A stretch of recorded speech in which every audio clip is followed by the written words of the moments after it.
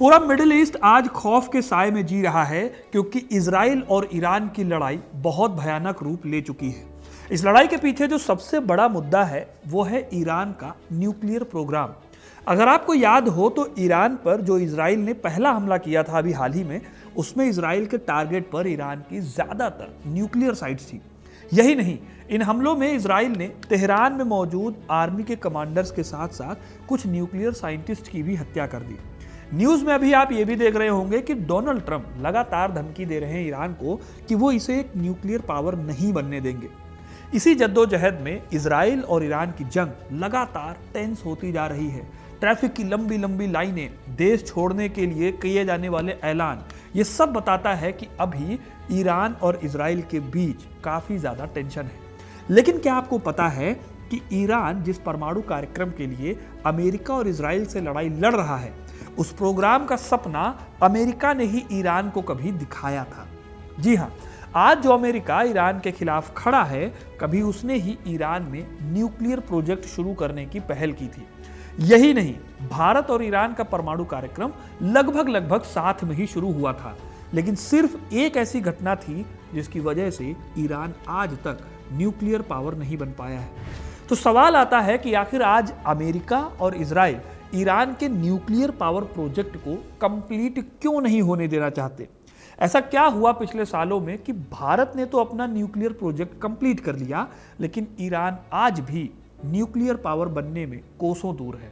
और ये कौन सी ग्लोबल दादागिरी है जिसमें कुछ देश तय करते हैं कि कौन एटॉमिक बम बनाएगा और कौन नहीं? ये दादागिरी कहां तक सही है और कैसे इस सारी चीजें कंट्रोल होती हैं, आज सब जानेंगे इस वीडियो में। तो एंड तक बने रहिएगा, क्योंकि अपना इतिहास नहीं जानोगे तो खुद को कैसे पहचानोगे। ईरान और इजराइल की लड़ाई का सबसे बड़ा रीजन आज बना हुआ है ईरान का न्यूक्लियर प्रोग्राम। कई लोगों को लगता है कि ईरान का न्यूक्लियर प्रोग्राम कुछ साल पहले ही शुरू हुआ होगा, लेकिन ऐसा है नहीं।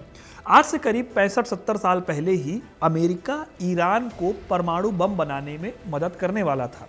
जी हाँ, इस कहानी की शुरुआत होती है साल 1957 से।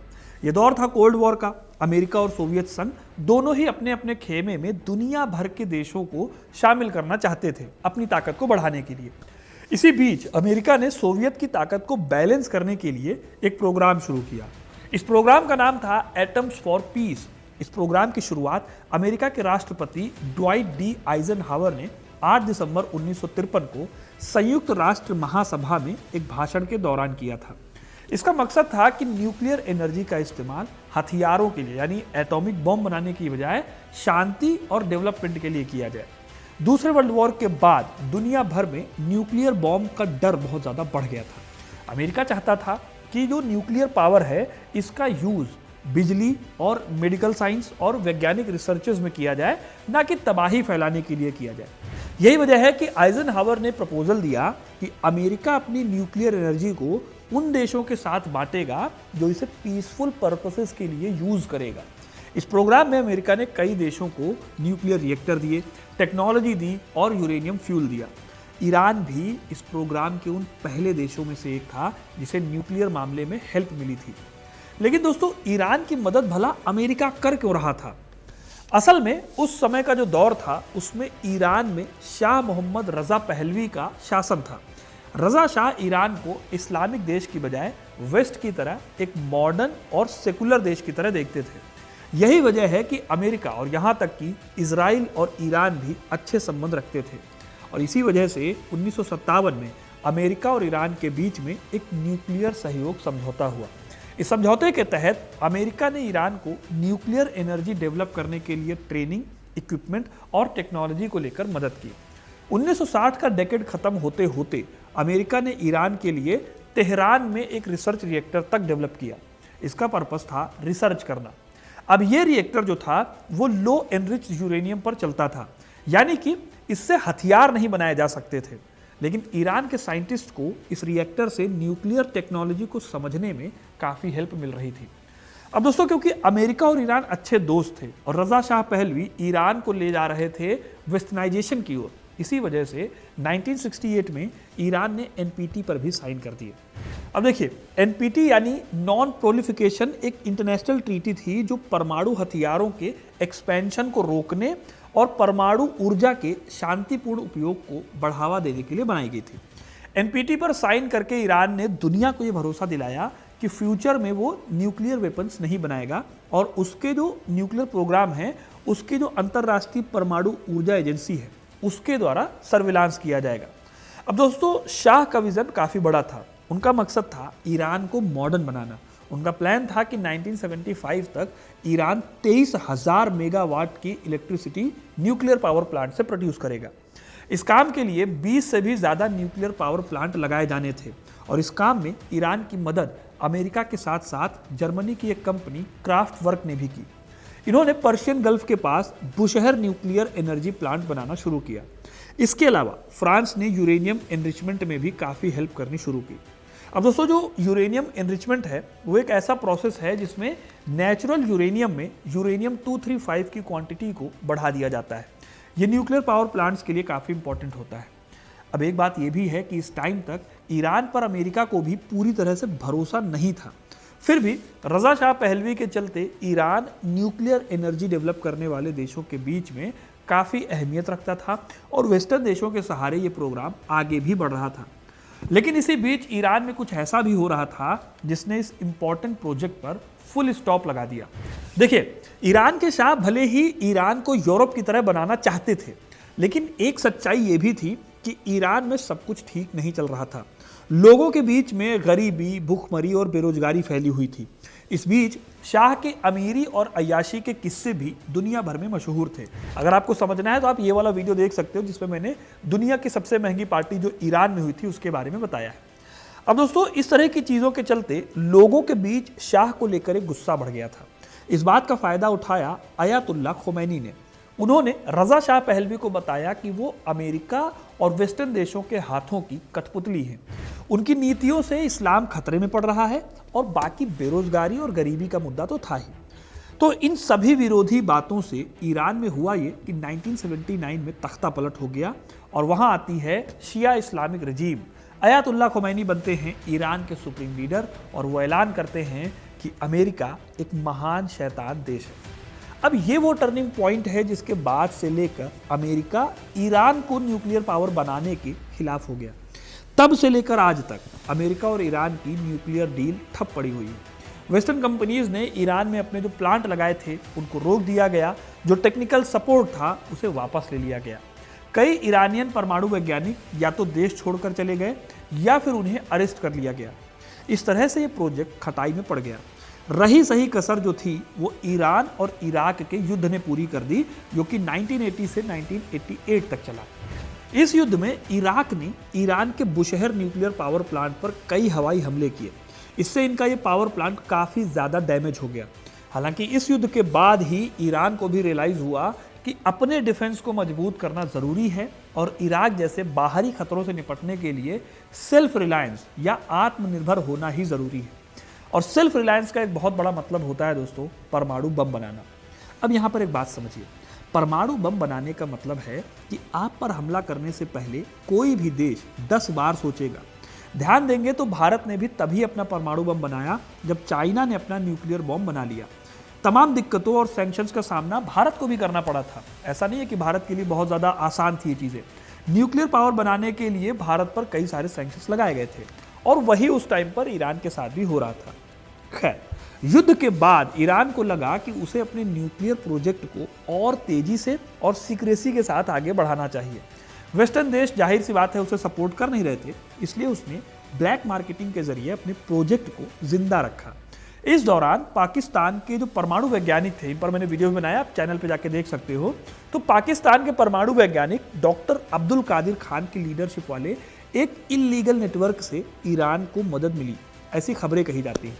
कहा यह भी जाता है कि इस नेटवर्क ने ईरान को सेंट्रीफ्यूज डिजाइन और दूसरी परमाणु तकनीकें। अब ये वही टाइम था जब ईरान ध्यान लगा रहा था न्यूक्लियर फ्यूल साइकिल की कैपेबिलिटी को डेवलप करने में, जिसमें कि शामिल थे यूरेनियम को निकालना, फिर उसे एनरिच करना वगैरह वगैरह। ईरान ने इस काम के लिए अपनी एक सीक्रेट फैसिलिटी बनानी शुरू की। इसमें से एक बहुत बड़ी फैसिलिटी नतांज नाम के शहर में थी, जो कि अंडरग्राउंड थी। हालांकि ईरान की किस्मत खराब थी, क्योंकि साल 2002 में NCRI नाम के ग्रुप ने ईरान के सीक्रेट को ब्रेक कर दिया। दरअसल ये हुआ कि ईरान के सुप्रीम लीडर और सरकार द्वारा इस ग्रुप को ईरान से निर्वासित कर दिया गया, यानी देश निकाला दे दिया गया।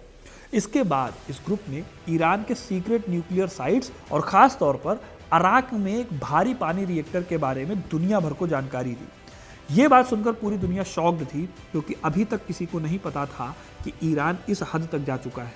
इसके बाद IAEA ने इन साइट्स को टेस्ट किया और पाया कि ईरान ने कई न्यूक्लियर एक्टिविटीज़ के बारे में उनको जानकारी नहीं दी थी, और ये बात उनके NPT के कॉन्ट्रैक्ट के खिलाफ थी। यहीं से ईरान के न्यूक्लियर प्रोग्राम पर काले बादल छाने शुरू हो गए। इस खुलासे के बाद ईरान पर कई सैंक्शंस लगाए गए। इन सभी सैंक्शंस में ईरान के ऑयल एक्सपोर्ट, बैंकिंग के सेक्टर में और दूसरे कई इंपॉर्टेंट इकोनॉमिक एक्टिविटीज़ को रोक दिया गया। इससे हुआ यह कि ईरान की इकोनॉमी बहुत ज़्यादा अफेक्ट हुई। यही नहीं, यूरोपियन यूनियन ने इन सभी सैंक्शन से अलग दूसरे कई सैंक्शंस लगाए। फिर यहीं से ईरान और इजराइल के बीच भी एक नई टेंशन खड़ी हो गई।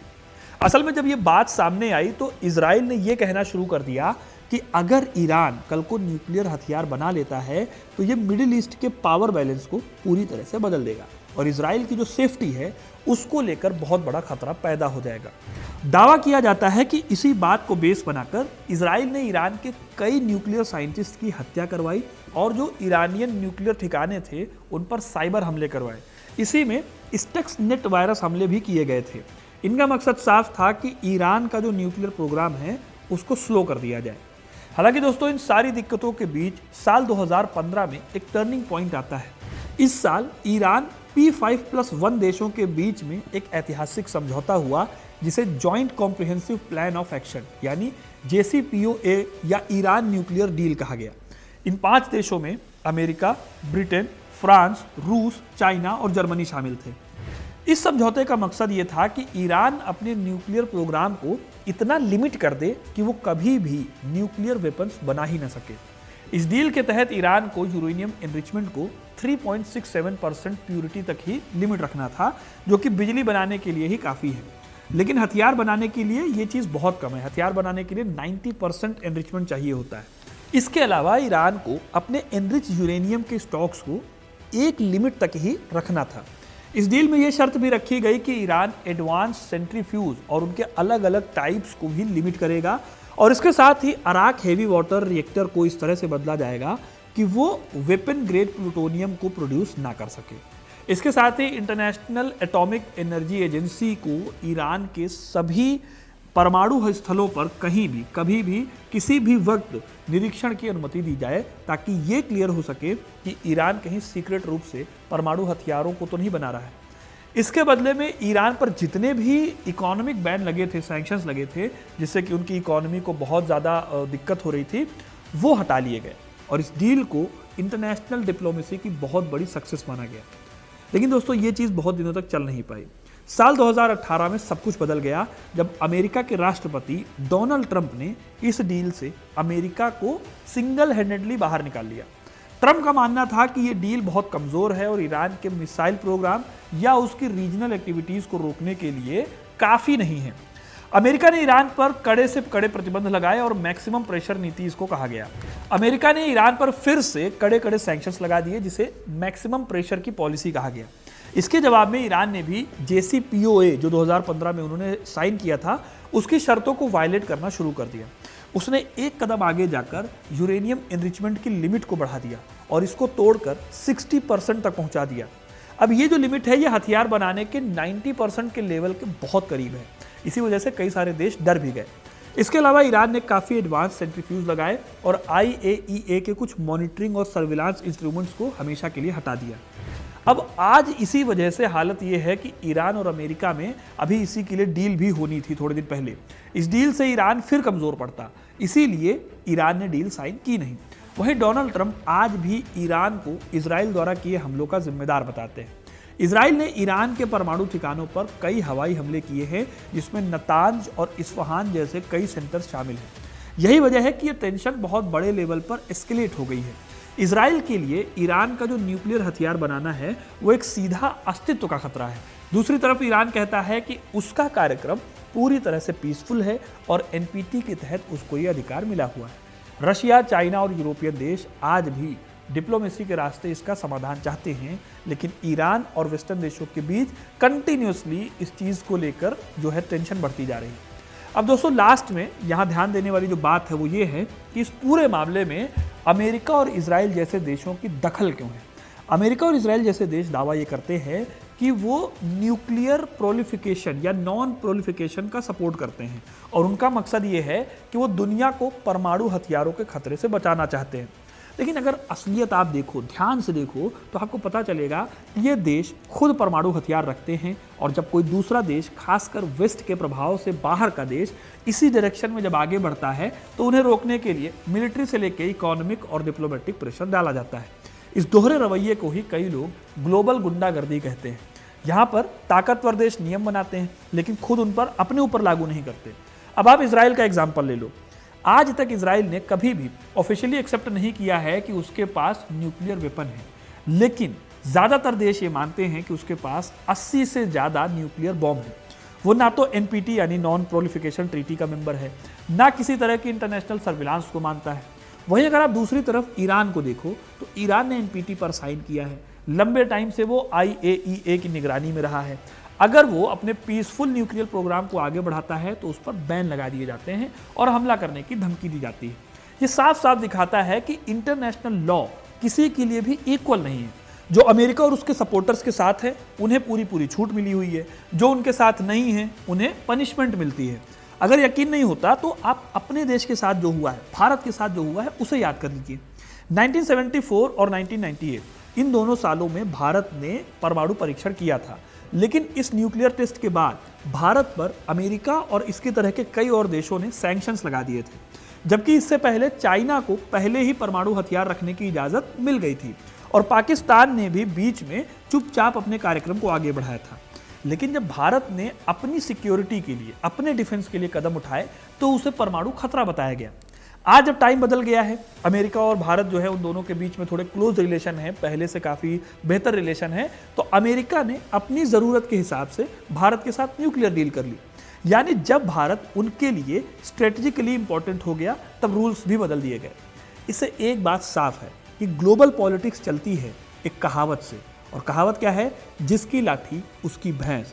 यानी कि जो देश अमेरिका के साथ खड़ा होगा उसका न्यूक्लियर प्रोग्राम बहुत अच्छा है, जो देश अमेरिका के साथ नहीं खड़ा होगा उसका न्यूक्लियर प्रोग्राम बिल्कुल ख़राब है और वो देश पर बस हमला करने के लिए ही ये प्रोग्राम कर रहा है।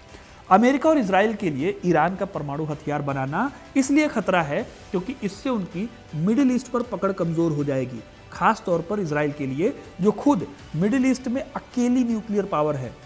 इजराइल नहीं चाहता है कि वो कम से कम मिडिल ईस्ट में कोई और देश उसके बराबर ताकतवर बने।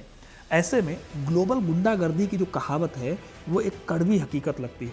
अब आप बताओ, इस पूरी कहानी को सुनकर आपको क्या लगता है? क्या इजराइल जो ईरान का विरोध कर रहा है वो सही है या फिर ये विरोध गलत है? अपनी राय कमेंट में ज़रूर बताइएगा।